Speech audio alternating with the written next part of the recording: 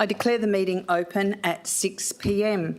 Good evening, councillors, electors of the City of Wanneroo, ladies and gentlemen. Welcome to the annual general meeting of electors. This meeting today is being held on Wajag Noongar Budja, and I'd like to acknowledge and pay my respects to elders past, present and future.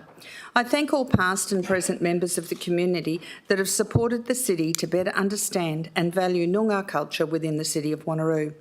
I invite you to bow your head in prayer. Lord, we thank you for your blessing our city and community and our council. Guide us all in our decision-making to act fairly without fear or favour and with compassion, integrity, wisdom and honesty. May we show true leadership, be inclusive of all and guide all of the city's people and many families to a prosperous future that all may share. We ask this in your name. Amen. Please note that the audio-visual proceedings of tonight's meeting will be live broadcast online. The broadcast of the proceedings of the meeting can be accessed live and on demand through the City of Wanneroo YouTube channel. Mr CEO. Thank you, Mayor. In accordance with Regulation 15 of the Local Government Administration Regulations 1996, the matters to be discussed at a general electors meeting are firstly the contents of the annual report for the previous financial year and then any other general business. Regulation 18 states that the procedure to be followed at a general or special meeting of electors is to be determined by the person presiding at that meeting. In accordance with Clause 5.30 of the Local Government Act 1995, the Act, the Mayor is to preside at electors' meetings and has determined the procedure to be followed. The procedure has been published in the agenda for the meeting and copies are available for attendees. Thank you, Mayor. Thank you. I will now read some of the procedure out loud for clarification of tonight's meeting process. In accordance with Regulation 15 of the Local Government Administration Regulations 1996, called the Regulations, the matters to be discussed at a general electors meeting are firstly the contents of the annual report for the previous financial year and then any other general business. Regulation 18 of the regulations states that the procedure to be followed at a general or special meeting of electors is to be determined by the person presiding at the meeting. In accordance with 5.30 of the Local Government Act 1995, the Act, the Mayor is to preside at electors' meetings. All participants at an electors' meeting must be verified electors of the City of Wanneroo. Proposed motions must be provided in writing to administration by 12 noon on the day of the meeting.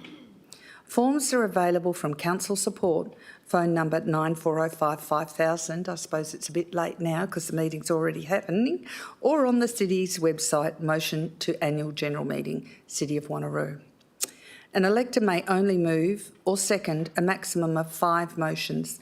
To clarify, an elector may move or second any motion, but the combined total of either being a mover or a seconder is not to exceed 5 in the entirety for any elector.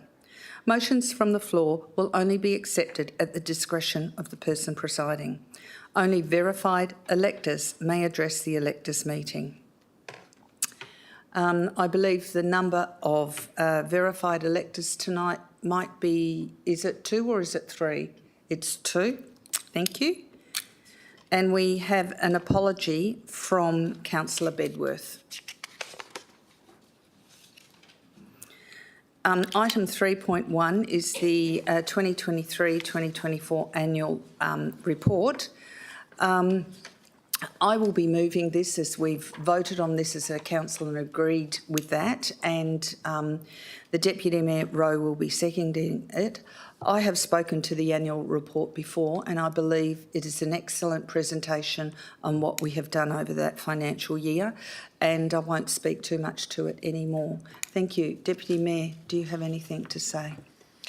Only, Mayor, to acknowledge the work that the administration has put in. It is definitely a document that requires significant contribution from many different service units.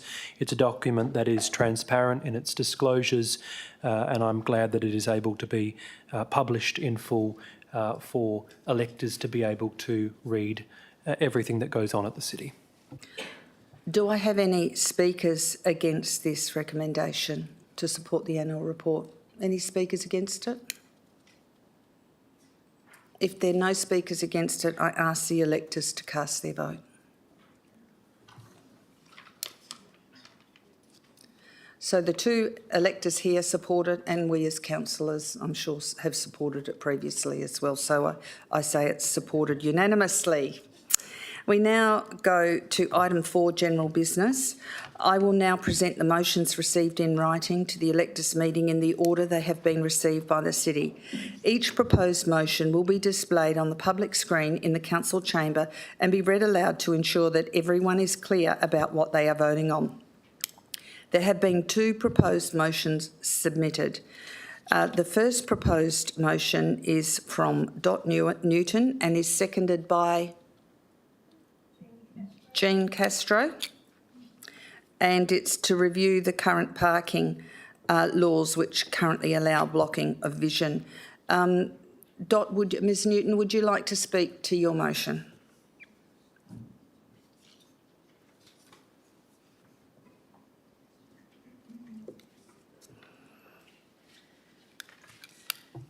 Good evening, Mayor and councillors, and all the ratepayers that have come out tonight. Very disappointing, isn't it, really? I put in a motion to have the parking local law 2015 reviewed. The staff here, particularly Ranger section, will know that personally I've been dealing with a problem in my street next door to me for several years now.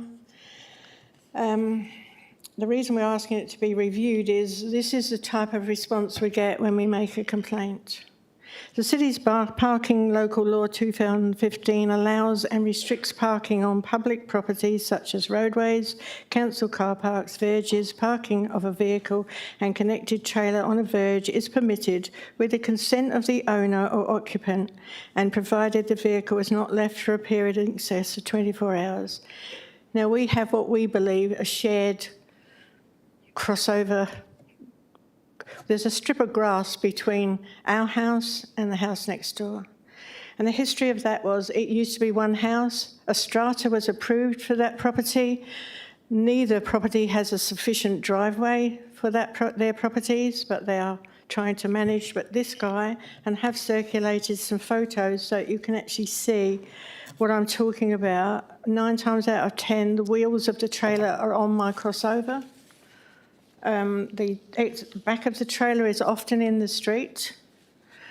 The first person to put in a complaint about it was the guy that throws our newspapers because he almost hit it one night. So I wonder why you can't plant a tree because it'll block vision, but you can leave that huge trailer and ute there 24 hours. Yes, it is often there more than 24 hours, but I've given up and we've given up calling the ranger.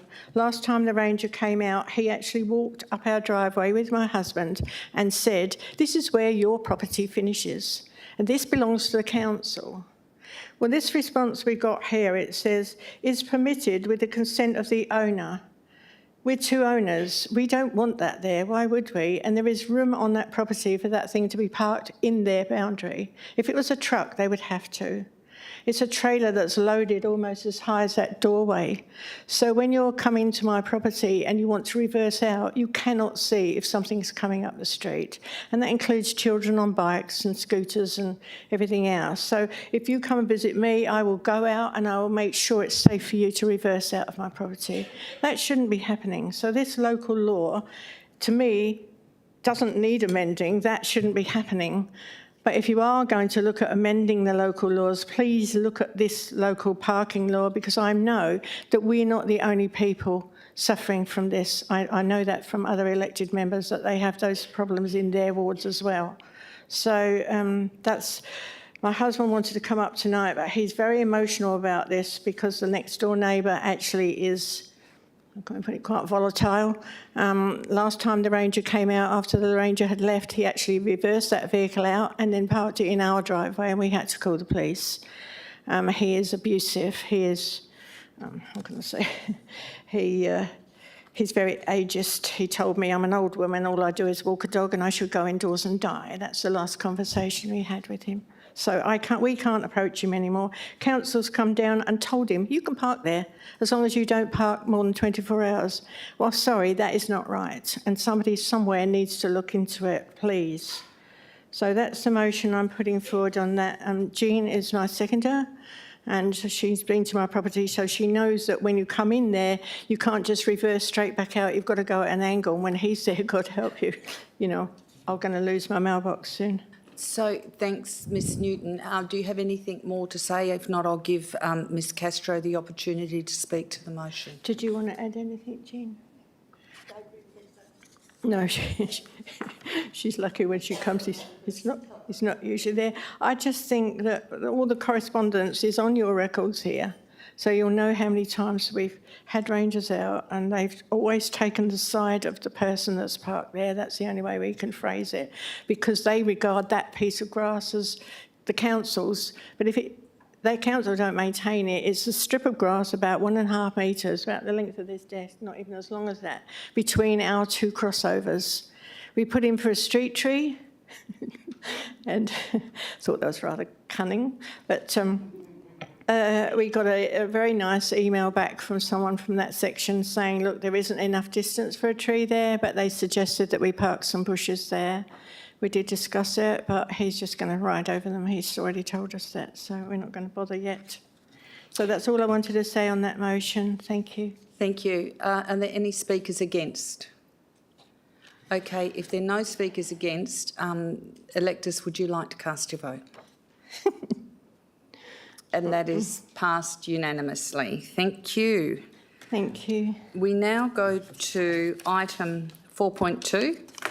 Once again moved by Ms Newton and seconded by Ms Castro, and it's to request council review its bulk collection method.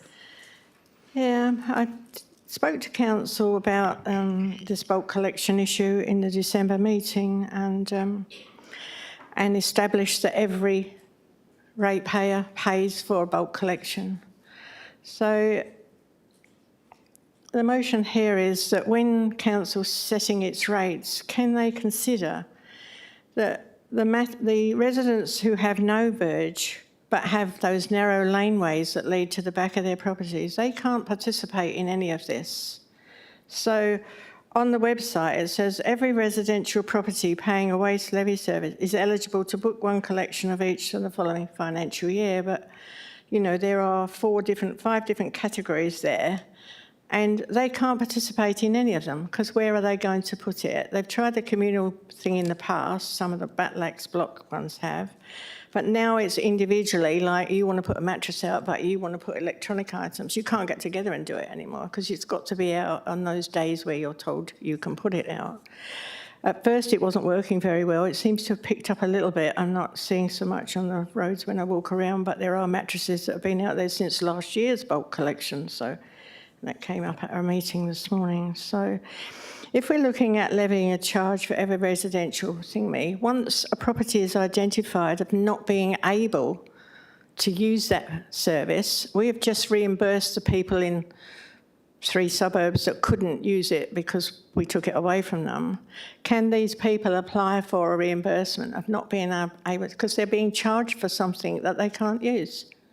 I mean, you often hear people say, I can't go to Tamala Park or Wanneroo because I don't have a big enough vehicle or a trailer, but, friends and family can help them out there. But if they're all being charged exactly the same for a service they can't be using, then it needs to be addressed because there are more strataing and subdivisions that are going on in our area, in particular in Old Wanneroo. One house or 2 houses are being knocked down and replaced by 6 and 7. Where are they going to put their stuff? They're not going to be able to. I don't think there's room for half of the bins sometimes because you get 6 units, that's 12 bins out. It just blocks the whole footpath as somebody that walks in the mornings. But I'm hoping that council will take that on board. I think it's a sensible thing. I think that rather than antagonise people and charge them for a service and say, look, it's available to you, and then say around, well, you can't because you're not allowed to put it there because there's only a footpath. There's no verge. And some people don't even have the footpath. We don't have a footpath in our street, but we do have verges. So that's the motion, to when you're setting the rate charges, take that into account and maybe talk to, I'm sure that some people on council either know somebody or maybe even live in a property that's like that, and take it into account and not make people pay for something they can't possibly use. I was staggered at the $43, I had to say, that was given out at the last meeting, because we've seen, whole verges covered and a truck taking just one person's rubbish away. So this might have broken some of that down, but I'm sure the people that used to come round and take half of it before it was collected are missing that as well. So probably some of them are still doing it. I did notice the vehicle go around the other day collecting the refrigerators, which all seem to be about this high. So I was a bit worried about him getting them on that vehicle because he was by himself, but he managed. So if it's collected by different trucks for different types of waste, then that's going to add to the costs possibly. But that's all I wanted to say on that. I think this system that has been introduced now, most of the community were expecting bulk bins, what do you call them? And we didn't go down that path, and Joondalup went down that path and it didn't work. If you had a 3-piece suite, you couldn't get it in there. So, but we've gone to this 5 different sections that you can book, and people are putting it out as soon as they make a booking, and I'm not waiting for their dates. So, but mattresses are going to be a problem because they're still out there. In fact, there's a bed end leaning against the bus shelter on the Wanneroo Road, just near Elliott Road, I noticed this morning. So that's all. Thank you, Madam Mayor. Thank you. Ms Castro, do you want to speak to this item as the seconder? No, thank you. Do I have any speakers against? Sorry. If I have no speakers against, electors, could you please cast your vote? Nobody else support that, I know. So that was 100% supported unanimously by the electors. Thank you. Thank you for your attendance at tonight's annual electors meeting. The minutes of this meeting will be available for inspection for members of the public as soon as possible and published citywide. As far as practical, all decisions made at this electors meeting will be considered at ordinary council meeting in March. The agenda of all council meetings are published on the city's website. The council will consider any motion that has been carried at this electors meeting, and the reasons for any decision that the council makes on those motions will be recorded in the minutes. I now declare the meeting closed at 17 minutes past 6. Thank you.